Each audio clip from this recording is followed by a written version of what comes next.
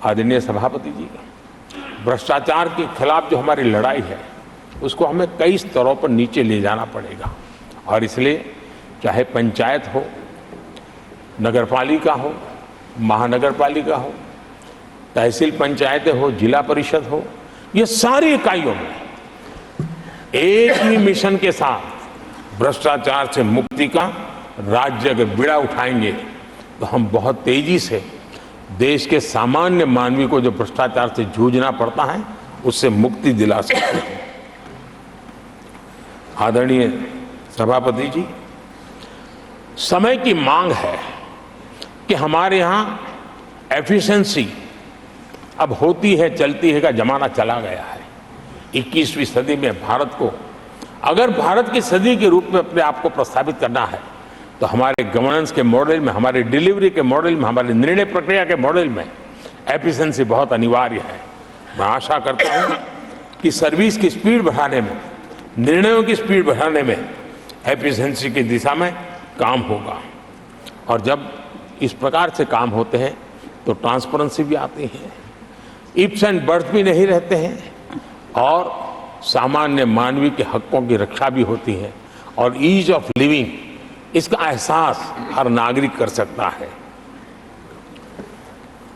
आदरणीय सभापति जी, मेरा एक कन्विक्शन है और मैं मानता हूं कि आज समय की मांग है कि हमारे देश के नागरिकों के जीवन से सरकार की दखल जितनी कम हो उस दिशा में हमने प्रयास करना चाहिए।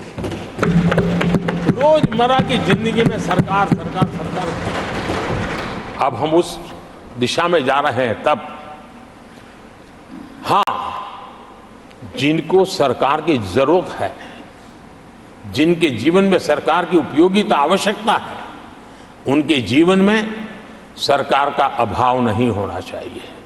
लेकिन जो अपने बलबूते पर जीवन को आगे बढ़ाना चाहते हैं, सरकार का प्रभाव उनके रोकने का प्रयास न करें और इसलिए सरकार की दखल जितनी कम हो वैसी समाज और सरकार की व्यवस्थाओं को विकसित करने के लिए मैं राज्यों से आग्रह करता हूं कि आप आगे आइए।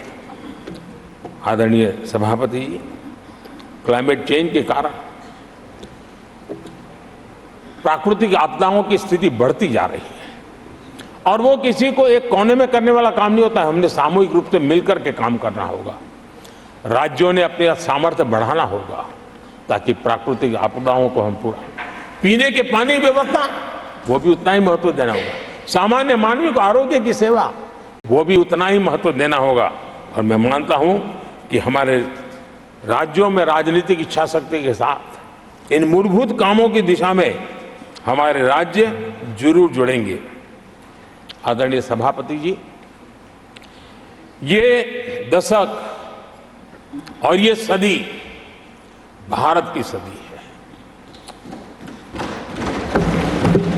लेकिन भूतकाल हमें कहता है कि अवसर तो पहले भी आए थे, लेकिन हम अपने ही कारणों से अपने अवसरों को खो चुके थे।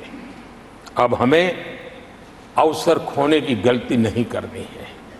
हमें अवसरों को ढूंढना है, हमें अवसरों को जकड़ना है और अवसरों के सहारे हमें अपने संकल्पों को सिद्ध करना है, उस दिशा में जाने का।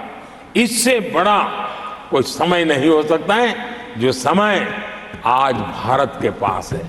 140 करोड़ देशवासियों के पास है, विश्व के सबसे युवा आबादी वाले देश के पास है और इसको